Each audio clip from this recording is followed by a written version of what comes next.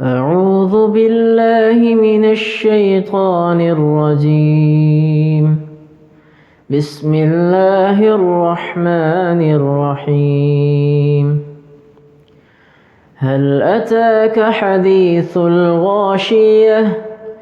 وجوه يومئذ خاشعة عاملة ناصبة تصلى نارا حامية تسقى من عين آنية ليس لهم طعام إلا من ضريع لا يسمن ولا يغني من جوع وجوه يومئذ ناعمة لسعيها راضية في جنة عالية لا تسمع فيها لاغية فيها عين جارية فيها سرر مرفوعة وأكواب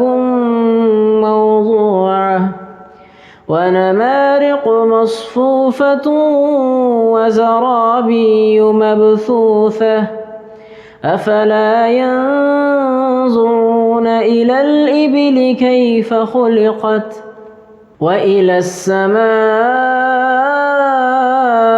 كيف رفعت وإلى الجبال كيف نصبت وإلى الأرض كيف سطحت فذكر إنما